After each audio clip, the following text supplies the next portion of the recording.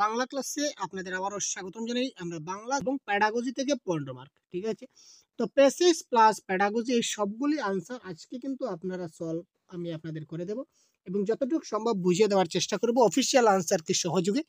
সুতরাং শেষ পর্যন্ত সাথে থাকুন, ক্লাসটি ভালো মতো বোঝার চেষ্টা করুন, কারণ প্রিভিয়াস এর কোয়েশ্চেন যদি ভালো করে স্টাডি করতে পারেন তাহলে অবশ্যই একটা ভালো রেজাল্ট করতে পারবেন। তো এখানে একটা কথা হচ্ছে স্যার, এই যে পেপারটি হচ্ছে পেপার 1, পেপার 2, ল্যাঙ্গুয়েজ 1, ল্যাঙ্গুয়েজ 2 কোনটি পেপার, সেটা আমি বলবো। তার আগে আপনাদের একটি কথা বলে দিই, প্রত্যেকটা ক্লাসে আমি বলি পেপার 1, পেপার 2 যাই হোক না কেন, তা বাংলা আপনার একটি সাবজেক্ট হিসেবে যদি আপনার থেকে থাকে তাহলে এই ক্লাসটি শুধুমাত্র আপনার জন্য এবং আপনারই জন্য, ঠিক আছে। সুতরাং শেষ পর্যন্ত দেখতে থাকুন। প্রথমে আমরা এই প্যাসেজের কারেক্ট আনসারগুলো সলভ করব, তারপর প্যাডাগজির কারেক্ট আনসারগুলো আমরা সলভ করব। প্রথমে দেখতে পাচ্ছেন এখানে একটা দীর্ঘ প্যাসেজ রয়েছে, আমরা সম্পূর্ণ প্যাসেজটা পড়ব না, আমরা সরাসরি চলে যাই এই প্যাসেজের আমরা যে প্রশ্ন উত্তরে। প্রথম প্রশ্ন হচ্ছে আমাদের 121 নম্বর প্রশ্নে কি বলেছে দেখি, গদ্যাংশটির উদ্দেশ্য কি? লোকসাহিত্যের একটি বিশেষ শাখার ভাষাতাত্ত্বিক বিশ্লেষণ, লোক সংস্কৃতির সামগ্রিক গুরুত্ব বর্ণনা, লোক সংস্কৃতির বিভিন্ন শাখার তুলনামূলক আলোচনা, লোকসাহিত্যের একটি বিশেষ শাখার বৈশিষ্ট্য প্রদর্শন। এই চারটা অপশন আমরা দেখলাম। এবার আমরা চলে যাব একটু প্যাসেজে একটু হালকা করে আপনারা পড়ুন যে কি ব্যাপার রয়েছে। এবার দেখুন সম্পূর্ণ প্যাসেজ আমি আপনাদের সম্মুখে একটু হাইলাইট করে দিচ্ছি। এবার দেখুন প্রত্যেকটা লাইন কিন্তু আমাদের ইম্পর্টেন্ট। এখানে দেখুন প্যাসেজের সেকেন্ড প্যারাগ্রাফে কি লেখা আছে, লোকসাহিত্যের অন্যান্য বিষয়ের মতো প্রবাদ ও গোষ্ঠী জীবনের সম্পদ, ঠিক আছে। অর্থাৎ লোকসাহিত্যের কথা বলা হয়েছে। আবার এখানে দেখুন বলেছে যে প্রবাদ লোকসাহিত্যের একটা অংশ বা একটা সম্পদ আমরা বলতে পারি। এখানে বলেছে প্রবাদ সম্পর্কে আলোচনা করতে গিয়ে যেসব বৈশিষ্ট্য বিশেষভাবে লক্ষণীয় সেগুলি। তার মানে লোকসাহিত্যের একটা অংশ হচ্ছে প্রবাদ, আর প্রবাদের বৈশিষ্ট্য এইগুলি। তো আলটিমেটলি লোকসাহিত্যের যে বৈশিষ্ট্য রয়েছে এই বৈশিষ্ট্য সম্বন্ধে এখানে আলোচনা করা হয়েছে। তো এই ধরনের অপশন দেখুন কোথায় রয়েছে, এই দেখুন লোকসাহিত্যের একটা বিশেষ শাখা হচ্ছে কি, লোকসাহিত্যের একটা বিশেষ শাখা হিসাবে আমরা ধরে নিতে পারি প্রবাদ প্রবচন। তো এই প্রবাদ প্রবচনের কি দেওয়া আছে, এখানে বৈশিষ্ট্য দেওয়া আছে, আপনারা দেখতে পাচ্ছেন ডাইরেক্ট। লোকসাহিত্যের একটা বিশেষ শাখা রয়েছে যেটা হচ্ছে প্রবাদ প্রবচন, আর প্রবাদ প্রবচনের বৈশিষ্ট্য এখানে দেওয়া আছে, সুতরাং এটা আলোচনা। এখানে তুলনামূলক, এখানে আমরা কখনো এখানে কম্পারেটিভলি আমরা কিছু পাইনি। সামগ্রিক লোকসাহিত্যের একদম সম্পূর্ণ যে লোকসাহিত্য নিয়ে আলোচনা করা হচ্ছে এখানে এদের কোনো কিছু নেই, আর ভাষাতাত্ত্বিক বিশ্লেষণও করা হয়নি। সুতরাং option number 4 is the right answer. Next, প্রবাদ হচ্ছে, প্রবাদ কি?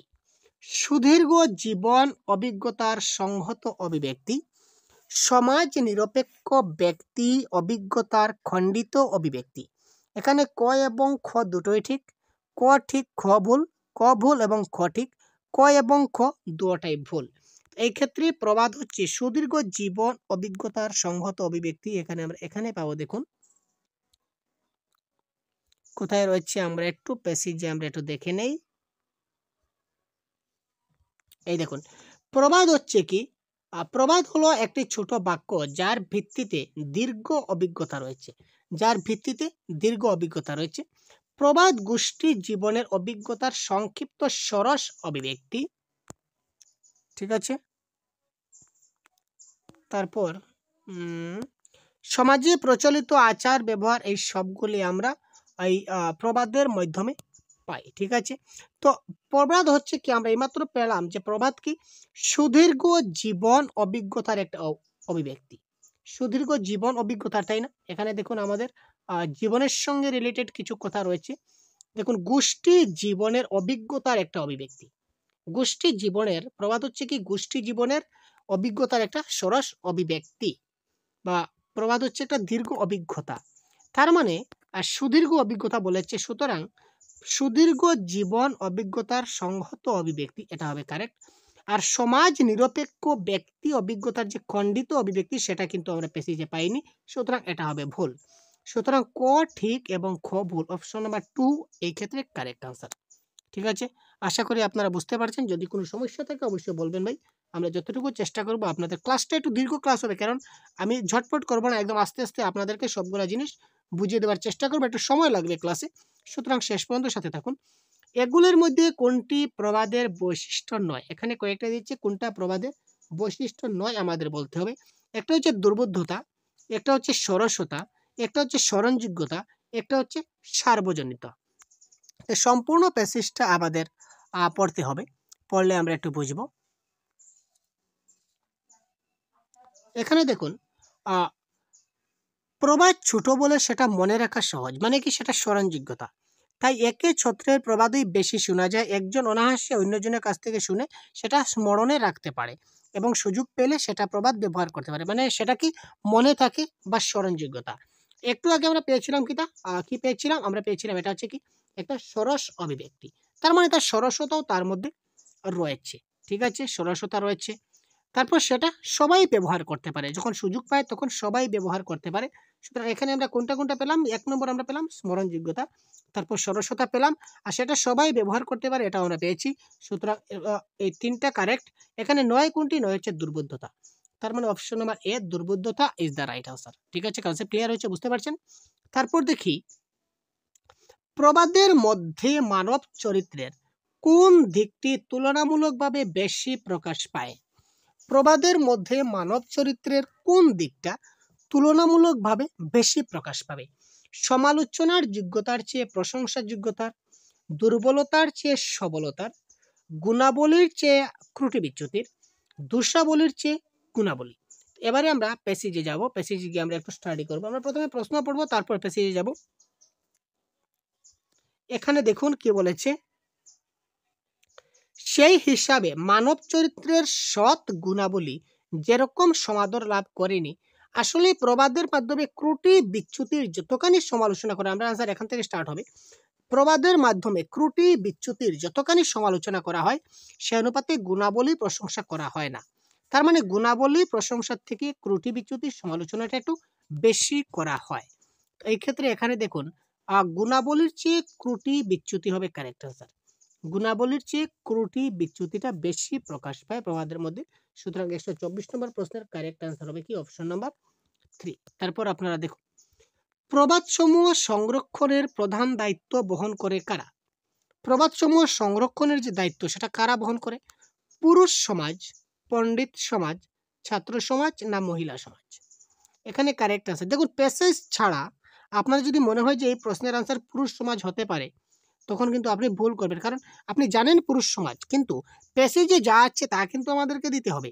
তো সুতরাং এখানে আমরা প্যাসেজে যাব। প্যাসেজে দেখুন, আরেকটি বিষয়, প্রবাদ যতদূর সম্ভব মেয়েরাই বেশি ব্যবহার করে থাকে, আর শুধু প্রবাদ রচনাই করে না, তারা সেগুলি ধরে রাখার দায়িত্ব পালন করে। তার মানে প্রবাদ কারা ধরে রাখার দায়িত্ব পালন করে? মেয়েরা। কারা? মেয়েরা। তো মেয়েরা বলতে এখানে অপশন কি দিয়েছে, লেডিস বা গার্লস? এখানে অপশন আমরা কি দেখলাম, এখানে দেখুন দেওয়া আছে কি অপশন নাম্বার 4-এ দেখুন তো কি দেওয়া আছে ভাই, মহিলা সমাজ। অর্থাৎ কি প্রবাদ সময়ের সংরক্ষণের দায়িত্ব কাদের হাতে রয়েছে? মহিলা সমাজের হাতে রয়েছে। তারপরে দেখুন 126 নম্বর প্রশ্নে কি বলেছে, উল্লেখিত কোন দুটি শব্দ একই সমাসের দৃষ্টান্ত স্বরূপ? নিচের কোন দুইটা শব্দ একই সমাসের দৃষ্টান্ত? লোকসাহিত্য রীতিনীতি, রীতিনীতি এবং স্বভাব চরিত্র, প্রাণ সম্পদ এবং আচার ব্যবহার, সমাজ মানুষ এবং ত্রুটি বিচ্যুতি। এই ক্ষেত্রে আপনাদের সমাজ সম্বন্ধে কিছুটা ধারণা থাকতে হবে, মানে বাংলা গ্রামারের কনসেপ্ট জানতে হবে। তো আমি এখানে সমাজ নিয়ে পুরো ডিটেলস আলোচনা করব না, সমাসের ক্লাস অলরেডি আমাদের চ্যানেলে প্রোভাইড করে দেওয়া আছে, আপনারা দেখে না থাকলে কাইন্ডলি দেখে নেবেন। একটি কবিতার মাধ্যমে, মাত্র একটি কবিতা, 6 লাইনের ছোট্ট একটি কবিতা, ঠিক আছে, এই কবিতার মাধ্যমে আমি আপনাদের সম্পূর্ণ 6টি সমাস ভালোভাবে ডিটেলস বুঝিয়ে দিয়েছি। বেশি লম্বা ভিডিও নয়, ছোট একটা ক্লাস, সেটা আপনারা দেখে নেবেন। তো এই ক্ষেত্রে কারেক্ট আনসার যেটি হবে রীতিনীতি এবং স্বভাব চরিত্র। কারণ রীতিনীতি মানে রীতি ও নীতি দ্বন্দ্ব সমাস, স্বভাব চরিত্র মানে স্বভাব ও চরিত্র, এটা হচ্ছে স্বভাব চরিত্র। এই দুটাই কিন্তু দ্বন্দ্ব সমাসের উদাহরণ। তো বলেছি এখানে কোন দুইটা একই সমাসের উদাহরণ, সুতরাং এখানে রীতিনীতি এবং স্বভাব চরিত্র এই দুটি দ্বন্দ্ব সমাস অর্থাৎ একই সমাসের উদাহরণ। তারপর দেখুন, হরিগুষ্যের গোয়াল প্রবাদটির অর্থ কি? এই প্রবাদের অর্থ কিন্তু আপনারা প্যাসেজে খুঁজে পাবেন না, অযথা প্যাসেজে খুঁজে আপনারা সময় নষ্ট করবেন না। একথা শেষ, ব্যাকরণের যেসব প্রশ্ন আপনাদের পরীক্ষায় আসবে সেটা আপনারা প্যাসেজে খুঁজে অযথা সময় নষ্ট করতে যাবেন না। এটা কারেক্ট অ্যান্সার আপনাকে জানতে হবে ব্যাকরণের প্রশ্নগুলি। তো 127 নম্বরের কারেক্ট আনসার হবে কি অকারণে হই হট্টগোলের জায়গা। অকারণে হই হট্টগোলের জায়গা ইজ দ্য রাইট আনসার। তারপর দেখুন আরেকটা প্যাসেজ দেওয়া আছে, ঠিক আছে, 128 থেকে 135 নম্বরের প্রশ্নগুলো আমরা করব, সেখানে আরেকটা প্যাসেজ দেওয়া আছে। এখানে দেখুন, এখানে আমরা প্রথমে দেখে নিই, উদ্ধৃত গদ্যাংশটি জীবন বিদ্যামূলক, জীবনীমূলক, জীবনাদর্শমূলক না জীবন সমস্যামূলক? এখানে কারেক্ট আনসার কি? এখানে আমরা প্যাসেজটা একটু হালকা করে দেখবেন। রামকৃষ্ণের মতে মানুষের জীবভাব হয়তো তার সৃষ্টি করে ক্ষুদ্র স্বার্থ সৃষ্টির প্রতি আকর্ষণ, বা মনুষ্যত্ব, ঈশ্বরত্ব, জীবভাব, দেবভাব এই দুটি ধারার সমন্বয়ের মাধ্যমে রামকৃষ্ণ দেখেছেন মানবিক গুণ বিকাশের পথে ঈশ্বর প্রকাশিত হচ্ছেন মানব জীবন। অর্থাৎ কি, এখানে শ্রী রামকৃষ্ণদেবের যে জীবনাদর্শ, এটা কিন্তু এখানে প্রকাশ পেয়েছে। রামকৃষ্ণর জীবনাদর্শের মধ্যে কি ছিল? এখানে দেখুন, তিনি যত মত তত পথ, যা নিঃস্বার্থ কর্মের মধ্যে মানুষের মনে অখণ্ড জীবের মধ্যে জাগরণ ঘটায়, তিনি গ্রহণ করেছেন, শ্রদ্ধা করেছেন। মানে শ্রী রামকৃষ্ণর যেটা জীবন আদর্শ, এটা এখানে আলোচনা করা হয়েছে। সুতরাং এটা হচ্ছে কি, এটা কারেক্ট আনসার হবে জীবন আদর্শমূলক। Option number 3 is the right answer.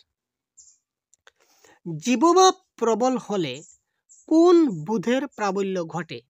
জীবভাব যদি প্রবল হয়ে ওঠে, সবচেয়ে বেশি হয়ে ওঠে, তো এখানে বলেছে যে কোন বুধের প্রাবল্য ঘটে?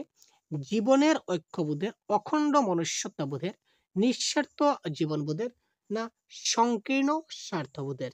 তো 129 নম্বর প্রশ্নের কারেক্ট আনসার কোনটি হবে? এটা আমরা একটু প্যাসেজে আমাদেরকে যেতে হবে। প্যাসেজে গেলে আমরা একটু দেখব কোথায় রয়েছে, আমাদেরকে একটু কিন্তু খুঁজতে হবে। আমি তো কিন্তু আপনাদের সঙ্গেই খুঁজছি।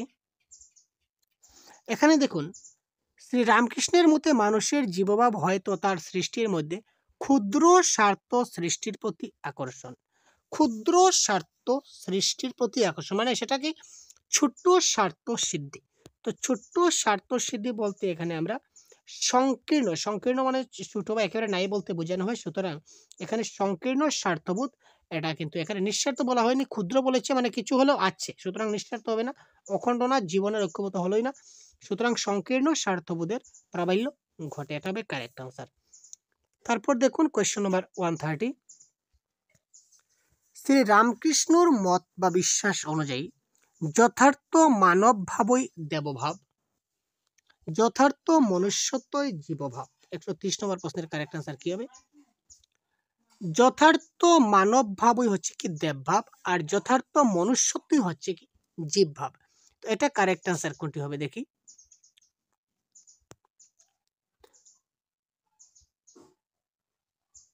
এখানে দেখুন কি বলেছে, কিন্তু তার অন্তরের দেবভাব শ্রী রামকৃষ্ণের দৃষ্টিতে যেটি যথার্থ মানবতার, তা এগিয়ে নিয়ে যেতে বৃহত্তর মানব কল্যাণের পথে নিয়ে যাচ্ছে। ঠিক আছে, অর্থাৎ শ্রী রামকৃষ্ণ বলতে চেয়েছেন যে দেবভাবটা কি করেছে, দেবভাবটা মনুষ্যত্বের বিকাশের সঙ্গে একটা জড়িত আছে মানুষের জীবনে। এটা এটা হচ্ছে মনুষ্যত্ব অর্জনের মধ্য দিয়ে মানুষের অন্তরে ঘটেছে অখণ্ড ঈশ্বরত্বের উপলব্ধি। অর্থাৎ এখানে আমরা বলতে পারি যে যথার্থ মানবভাব যদি হয়, তখনই সেখানে ঈশ্বর পাওয়া যায়, অর্থাৎ সেটাই হচ্ছে কি দেবভাব। এটা হবে কারেক্ট আনসার, এটা ভুল। সুতরাং এখানে আমাদের কারেক্ট আনসার কোনটি হবে? 130 এর অপশন নাম্বার 1। 1 নম্বরে ক ঠিক কিন্তু খ ভুল। এই ধরনের স্টেটমেন্টের প্রশ্ন আপনারা পাবেন, খুব ভালো করে দেবেন। তারপর দেখুন, নিম্নলিখিত বিকল্পগুলির মধ্য থেকে লক্ষ্য এবং উপায়ে এর সঠিক সম্পর্ক শনাক্ত করুন। অদ্বৈত ভাব সেটা এক বিশেষ মত ও পথের প্রতি পক্ষপাত। ঈশ্বরত্ব লাভ করা যায় অনাসক্ত প্রেম এবং কর্ম প্রচেষ্টার মাধ্যমে। অদ্বৈত ভাব লাভ করা যায় বিভিন্নতার প্রতি অনাস্থা দিয়ে। ঈশ্বরত্ব লাভ করা যায় ক্ষুদ্র স্বার্থ চেতনার প্রতি আসক্তি হয়। তো এখানে কোনটি কারেক্ট, কোনটার সঙ্গে কোনটা মিলছে সেটাকে আমাকে বলতে হবে। তো এখানে আমরা একটু প্যাসেজে যাব। প্যাসেজে গিয়ে দেখুন এখানে কি বলেছে,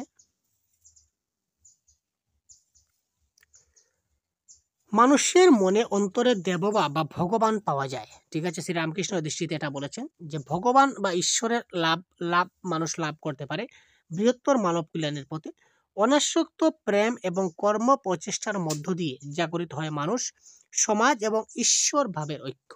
অর্থাৎ ঈশ্বর লাভ বা ঈশ্বর ভাবের যেটা ঐক্য, সেটা কিসের মাধ্যমে মানুষে পায়? অনাসক্ত প্রেম এবং কর্ম প্রচেষ্টার মধ্য দিয়ে। তো এটা কারেক্ট আনসার কোনটা হবে দেখে নিন। এখানে দেখুন, এই দেখুন কি বলেছে, অপশন নাম্বার 2 তে দেওয়া আছে, ঈশ্বরত্ব লাভ করা যায় কিসের মাধ্যমে? অনাসক্ত প্রেম এবং কর্ম প্রচেষ্টার মাধ্যমে ঈশ্বরত্ব লাভ করা যায়। সুতরাং এটা হবে এই ক্ষেত্রে কি কারেক্ট আনসার। তারপর দেখুন শ্রীরামকৃষ্ণের ধর্মবিশ্বাসের মধ্যে কি প্রতিফলিত হয়? সম্ভ্রান্তবাদ, সুবিধাবাদ, স্বাতন্ত্র্যবাদ না সমন্বয়বাদ? এখানে চারটা যে অপশন দেওয়া আছে, চারটা পয়েন্ট, এই চারটা পয়েন্টের মধ্যে কোন পয়েন্টটি আমরা প্যাসেজে পাবো, কোন শব্দটা আমরা পয়েন্টে পাবো? এখানে দেখুন সহজেই এখানে নিচে দেওয়া আছে কি তত্ত্ব মত পথ জীবন আদর্শের মধ্যে ঘটে যথার্থ সমন্বয়। অর্থাৎ এখানে আমরা কি পেলাম? সমন্বয়ের কথা পেলাম। সুতরাং এখানে কারেক্ট আনসার কোনটি হবে? দেখুন সমন্বয়বাদ। কারেক্ট আনসার কি? সমন্বয়বাদ। তারপর দেখুন 133 নম্বর প্রশ্নে কি বলেছে, এমনকি যারা পতিত পরিত্যক্ত। এখানে পরিত্যক্ত বলতে মূলত কি বোঝাতে চাওয়া হয়েছে? বন্ধু পরিত্যক্ত, ঈশ্বর পরিত্যক্ত, না সমাজ পরিত্যক্ত, না পরিবার পরিত্যক্ত? এখানে দেখুন আমরা লাইনটা দেখি, লাইনটা দেখলে খুব সহজে আমরা দেখতে পারবো। উচ্চ নিচ ধনী দরিদ্র সকল শ্রেণীর সকল সম্প্রদায় এমনকি যারা পতিত পরিত্যক্ত। ঠিক আছে, এখানে দেখুন এই যে পরিত্যক্ত, এখানে উচ্চ নিচ ধনী দরিদ্র, এটা কোথায় থাকে? উচ্চ নিচ ধনী দরিদ্র আমাদের সমাজের মধ্যে থাকে, তাই না? এখানে ডাইরেক্ট দিয়েছে যে সম্প্রদায়, সকল সম্প্রদায় দিয়েছে, অর্থাৎ কি যারা সমাজ থেকে অবহেলিত বা সমাজের ক্ষেত্রে যারা পতিত পরিত্যক্ত, সমাজ পরিত্যক্ত আমরা বলতে পারি। তো এখানে পরিত্যক্ত বলতে এখানে কারেক্ট আনসার কোনটি হবে? Option number 3। অপশন নাম্বার 3 এখানে কারেক্ট আনসার। তারপর দেখুন অনাসক্ত শব্দের বিপরীত শব্দ কোনটি গ্রহণযোগ্য? 134। অনাসক্ত শব্দের বিপরীত শব্দ 134। কারেক্ট আনসার কি হবে সেটা আপনারা কমেন্ট করুন ভাই। আপনারা খুব তাড়াতাড়ি করুন, এতক্ষণ তো আমি করলাম। বিপরীত শব্দ তো আপনারা পারবেন। অনাসক্ত শব্দের বিপরীত শব্দ হবে আসক্ত। আসক্ত, কিন্তু আসক্ত যেহেতু অপশনে নাই, সুতরাং আমরা কারেক্ট আনসার কোনটি দেব? উদাসীন, উদ্ধত, উদ্ধত না উৎসুক? এখানে কারেক্ট আনসার কোনটি হবে? অনাসক্তর বিপরীত শব্দ। তো অনাসক্তের বিপরীত শব্দ হবে কি? উৎসুক। ঠিক আছে, তো বাংলা ব্যাকরণের কি প্রশ্ন আপনাদের পরীক্ষায় আসবে? সম্পূর্ণ বাংলা সিলেবাসের উপর ভিত্তি করে, ব্যাকরণের সিলেবাসের উপর ভিত্তি করে আমরা একটা পিডিএফ বলতে পারেন বা ইবুক আমরা পিডিএফ আকারে তৈরি করেছি আপনাদের জন্য, যেখানে বাংলা ভাষার সম্পূর্ণ সিলেবাস, তাছাড়া প্রায় 650 প্লাস এমসিকিউস রয়েছে। যদি আপনারা ডাউনলোড করতে চান তো ভিডিও ডেসক্রিপশনে ক্লিক করবেন এবং আপনাদের কাছ থেকে মাত্র 50 টাকা চার্জ করা হবে। 50 টাকা পেমেন্ট করার পর আপনি আপনার মোবাইলে এই পিডিএফ ফাইলটা আপনারা ডাউনলোড করে নিতে পারবেন। ঠিক আছে, এখানে 650 প্লাস এমসিকিউ রয়েছে, তাছাড়া বাংলা। তারপর দেখুন নেক্সট প্রশ্ন, সকলেই সেই একই ঈশ্বরকে ডাকছে, বাক্যটির নেস্তর্থক রূপ কোনটি? সকলেই সেই এক ঈশ্বরকে ডাকছে, কেউ কোনো এক ঈশ্বরকে ডাকছে না, সকলেই সেই এক ঈশ্বরকে ডাকছে না, সকলেই সেই এক ঈশ্বর ডাকছে তা না, কেউ কোনো ভিন্ন ঈশ্বরকে ডাকছে না। এই বাক্যটাকে আমরা নেস্তর্থক পরিণত করি, অর্থাৎ বাক্যটা হা বোধকে আছে, আমরা সেটাকে না বোধকে ট্রান্সফার করব, তখন সেটা কি হবে? কেউ কোনো ভিন্ন ঈশ্বরকে ডাকছে না, তার মানে সকলেই এক ঈশ্বরকে ডাকছে। আমরা বাক্যটিকে পজিটিভ থেকে নেগেটিভ করব, এমনভাবে করব যাতে করে বাক্যর অর্থটা পরিবর্তন না হয়। তো এই ছিল আমাদের আজকের যে প্যাসেজের যেগুলো প্রশ্নপত্র। এবার আমরা প্যাডাগজির প্রশ্নগুলো সলভ করবো, সবগুলো 136 থেকে 150 পর্যন্ত প্যাডাগজির প্রশ্ন সলভ করব। তো এবার প্যাডাগজির প্রশ্ন আমরা প্রথমে পড়ে নিই ভালো করে, এবং এই প্যাডাগজির প্রশ্নগুলো কিন্তু আপনারা সলভ করবেন ভাই, আপনারা। ঠিক আছে, আপনারা সলভ করবেন, দেখা যায় যাক আপনারা কতটুকু আপনাদের মধ্যে রয়েছে। প্রাথমিক শিক্ষার্থীদের পড়ানোর পরিকল্পনা করতে গিয়ে শিক্ষিকা সমগ্র শারীরিক প্রতিক্রিয়া মানে টোটাল ফিজিক্যাল রেসপন্স বা টিপিআর পদ্ধতির উপর জোর দেবেন বলে স্থির করলেন।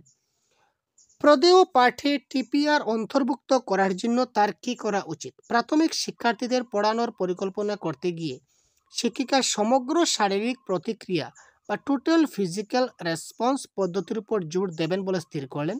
একটা তিনি পড়ানোর ক্ষেত্রে তিনি টোটাল ফিজিক্যাল রেসপন্সের উপর তিনি জোর দেবেন।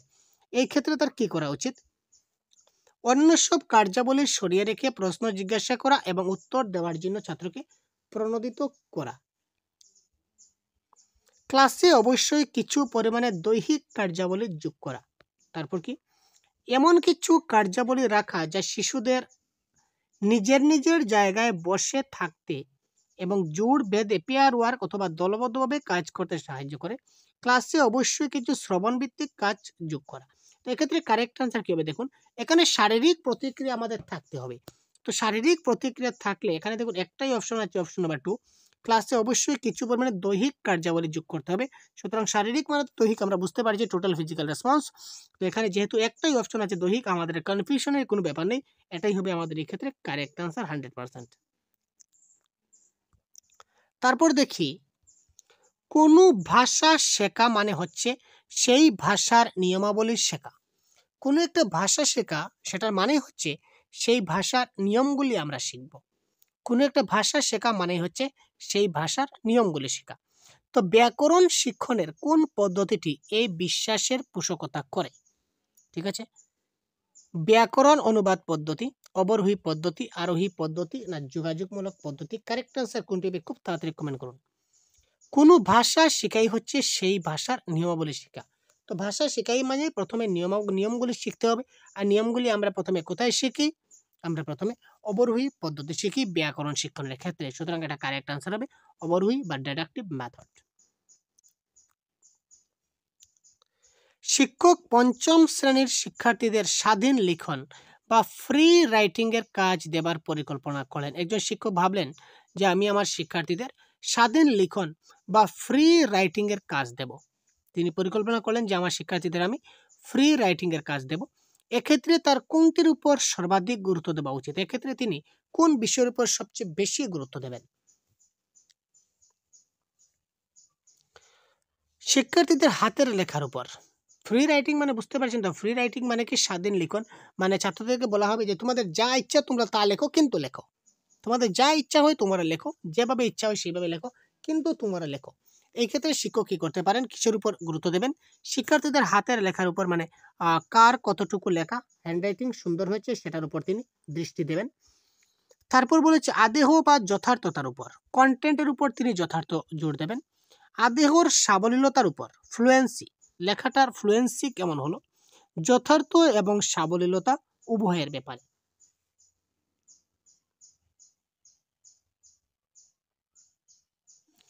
এই ক্ষেত্রে কারেক্ট আনসার আমরা হবে অপশন নাম্বার 3, আদেহের অর্থাৎ সাবলীলতার উপরে সেটা জোর দেওয়া হবে।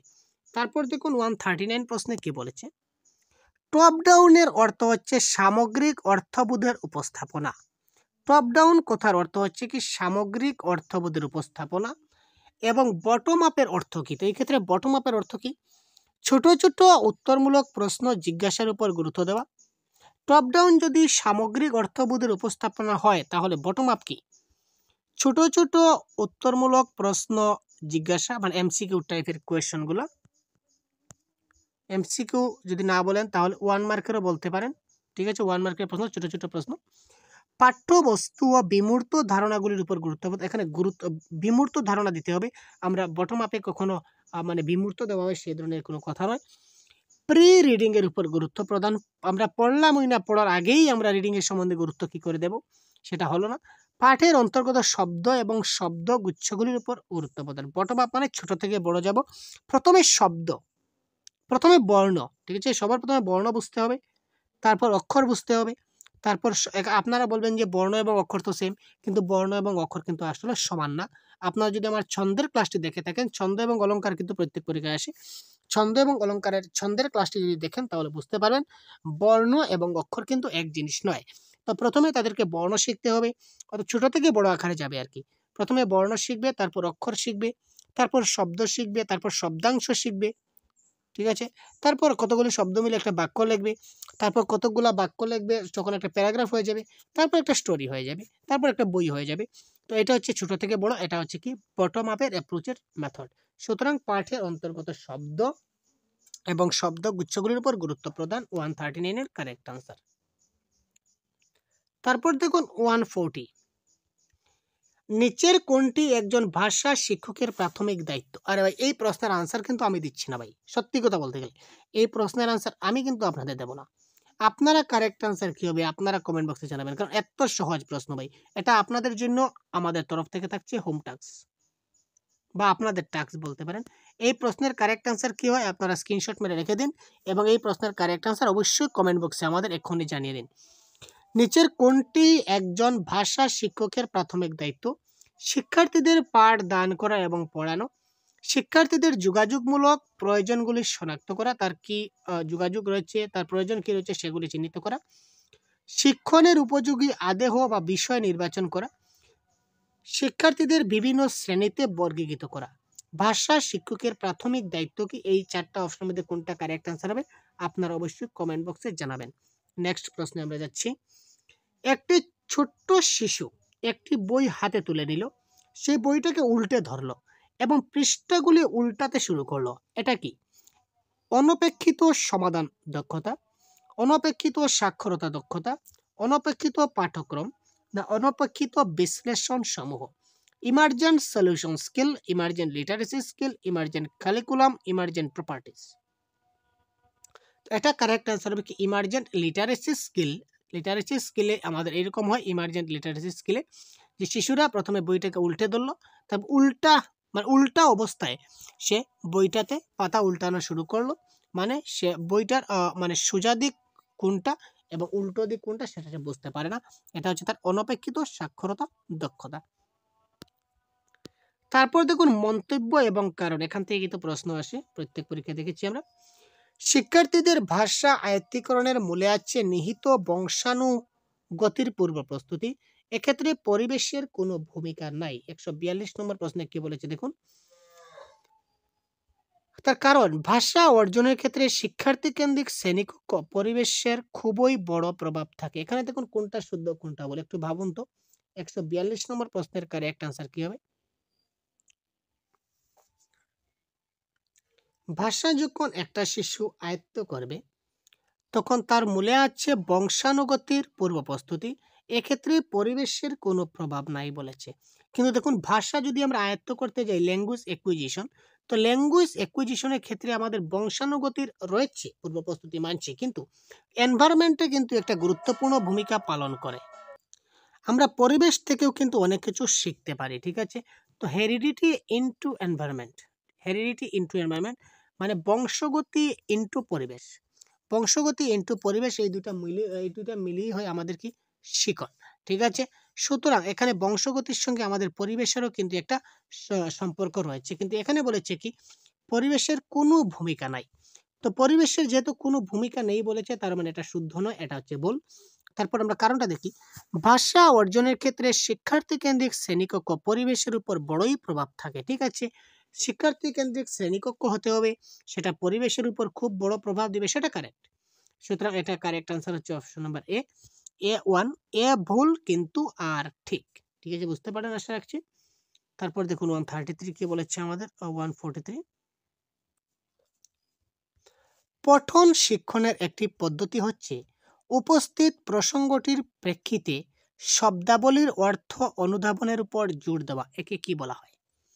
পঠন শিক্ষণের একটি পদ্ধতি হচ্ছে কি উপস্থিত যেটা প্রসঙ্গ রয়েছে এই প্রসঙ্গটির প্রেক্ষিতে শব্দাবলীর অর্থ অনুধাবনের উপর জোর দিতে হবে। পঠন শিক্ষণের একটা পদ্ধতি হচ্ছে কি উপস্থিত যেটা প্রসঙ্গ থাকবে সেই ওই প্রসঙ্গটির ভিত্তিতে আমরা শব্দের কি অর্থ রয়েছে অর্থটা আমরা অনুমান করতে পারবো। একদম আমরা এইভাবে করি সবসময় সচরাচর, কিন্তু এটাকে আমরা কি বলি সেটা আমরা জানি না। সাংগঠনিক পদ্ধতি, যোগাযোগমূলক পদ্ধতি, গোড়া থেকে ঊর্ধ্বমুখী বা বটম আপ পদ্ধতি, ছোট থেকে বড়, তারপর সমগ্র ভাষা পদ্ধতি। এটা কারেক্ট আনসার কি হবে? 143। আপনারা কমেন্ট করছেন ভাই, কি হলো ভাই? কারেক্ট আনসার কি হবে? আরে ভাই আপনারা কমেন্ট করছেন না, কারেক্ট আনসার কি হবে? আপনাদের কমেন্ট করতে হবে তো। আপনারা যদি কারেক্ট আনসার না বলেন আমি একলাই বলে যাবো, তো সে কি করে সম্ভব ভাই? লার্নিং এবং শিখন দুতরফা হতে হবে ভাই, শিক্ষক এবং ছাত্র। আপনারা শিখছেন কিছু না কিছু, তার মধ্যে আপনাকেও রেসপন্স করতে হবে, তাই না? আপনি যদি একটু রেসপন্সই না করেন তাহলে আর কিসের কি হলো ভাই? কারেক্ট আনসার কি হবে? 143। তারা ধার কমেন্ট করবে, কি হলো? আমরা যেটা শিখব শিখনের ক্ষেত্রে যে প্রসঙ্গ অনুযায়ী কিন্তু সেই শব্দের অর্থগুলা পরিবর্তন হয়, অনেক শব্দের অনেক পরিবর্তন হয়, তাই না? এটা হচ্ছে কি সমগ্র ভাষা পদ্ধতি। একটা শব্দ আছে বিভিন্ন সেন্টেন্সে বিভিন্ন ভাবে ব্যবহৃত হয়, ঠিক আছে? তারপর 144 কোনো ভাষায় ভাবতে এবং বলতে পারার সামর্থ্য হচ্ছে, কোনো একটা ভাষায় যদি আমরা ভাবতে পারি এবং বলতে পারি এটা আমার একটা সামর্থ্য। তো এই সামর্থ্যকে আমি কি বলবো? ভাষাতাত্ত্বিক সামর্থ্য, ধ্বনিতাত্ত্বিক সচেতনতা, না একটি কুশল অর্থাৎ বক্তা, অনপেক্ষিত সাক্ষরতা। তো কোনো ভাষায় ভাবতে এবং বলতে পারার আমার যেটা সামর্থ্য রয়েছে এটাকে আমি বলবো অধিভাষাতাত্ত্বিক বা মেটা লিঙ্গুইস্টিক অ্যাপ্রোচ বা সামর্থ্য।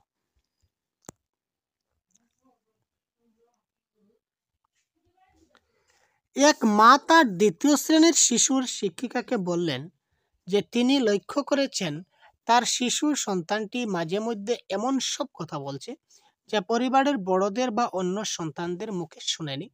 এটা কিভাবে সম্ভব? প্রশ্নটির যথাযথ উত্তর কোনটি হবে? দেখুন, একটা মা লক্ষ্য করলেন যে তার দ্বিতীয় শ্রেণীর একটা শিশুর যে শিক্ষিকা তাকে বললেন, তিনি লক্ষ্য করলেন যে তার শিশু সন্তানটি মাঝে মাঝে এমন সব কথা বলে যেটা সে পরিবারের বড়দের বা অন্য কারো কাছ থেকে সে কখনো শুনেনি, কিন্তু সেটা বলে। এই প্রশ্নের যথাযথ উত্তর কোনটি? গঠন বা নির্মাণবাদী পদ্ধতি অনুযায়ী শিশুরা নতুন ভাষা আবিষ্কার করতে সক্ষম হয়। শিশুরা নতুন ভাষা আবিষ্কার করতে পারে। শিশুরা কেবলমাত্র অনুকরণের মাধ্যমেই ভাষা শেখে। মানব মস্তিষ্ক আভ্যন্তরীণভাবেই ভাষা শিখনের জন্য প্রস্তুত থাকে। আমরা যখন শিশুদের ভাষা বিকাশের ক্ষমতাকে জোরদার করে তুলি তখন সে ভাষা শেখে। তো কোয়েশ্চন নাম্বার 145 কারেক্ট আনসার কি হবে বলুন তো?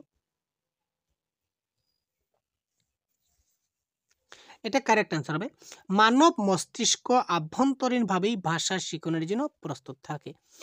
প্যাডাগজির ভাষায় কেবলমাত্র শব্দটা আবার সবসময় নেগেটিভ, এবং ছোট্ট শিশুরা, একদম ছোট্ট শিশু ভাবুন, সে কি নতুন ভাষা আবিষ্কার করতে পারবে? মোটেই না, ক্যান্সেল গেল। আমরা যখন শিশুর ভাষা বিকাশের ক্ষমতাকে জোরদার করে তুলি তখন সে ভাষা শেখে। তা আমরা যা বলিনি, যা বলবো তা না শিখবে। এখানে বলেছে কিছু বলা হয়নি তবুও শিখেছে, তার মানে আমি কোথায় তাকে জোর দিলাম? ঠিক আছে, সুতরাং এখানে কারেক্ট আনসার হবে মানব মস্তিষ্ক আভ্যন্তরীণভাবেই ভাষা শিখনের জন্য প্রস্তুত থাকে। নেক্সট, প্রারম্ভিক সাক্ষরতাকে সুগম করার অন্যতম কৌশল হচ্ছে একজন প্রাপ্তবয়স্ক এবং একটি শিশু একই বই নিয়ে বসবে।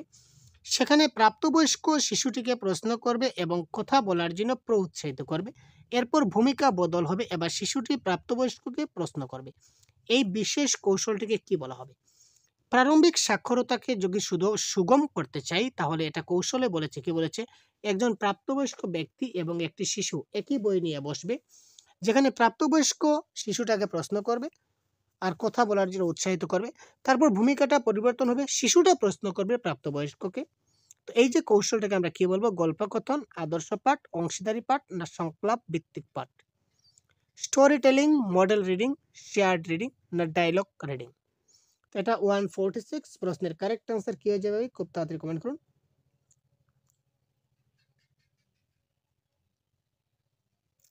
এটা যেহেতু দুজনে মিলে পরপর ভূমিকা চেঞ্জ করতে, সেই হেতু এটা হচ্ছে কি সংলাপ ভিত্তিক পাঠ বা ডায়লগ রিডিং।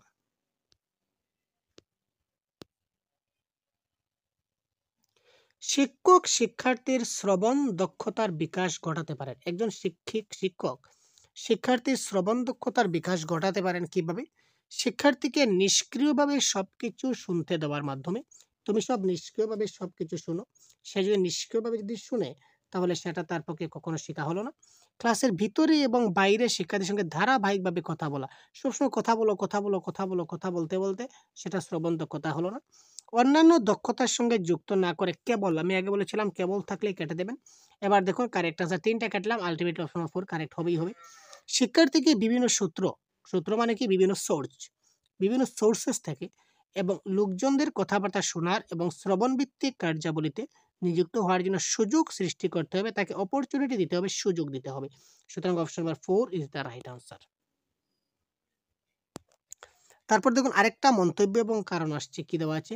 প্রাথমিক স্তরে ভাষাগত নির্ভুলতা বা শুদ্ধতার গুরুত্ব সবচেয়ে বেশি। তার কারণ হচ্ছে কি ব্যাকরণ প্রাথমিক পাঠ্যক্রমের একটি অবিচ্ছেদ্য অংশ।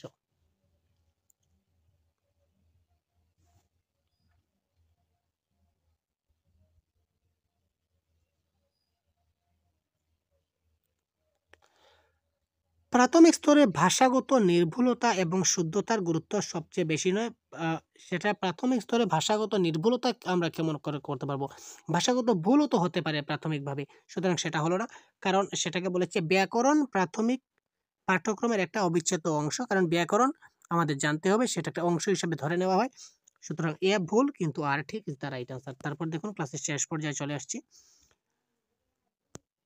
ভাষার প্রকৃতি আর একটা হচ্ছে ভাষা শিখনের প্রকৃতি এবং শিক্ষা বিজ্ঞানের অর্থাৎ প্যাডাগজির আঙ্গিনায় এ দুইয়ের প্রয়োগ যোগ্যতা বিষয়ক তাত্ত্বিক বা বিশ্বাসগত যেটা অবস্থান সেটা কি?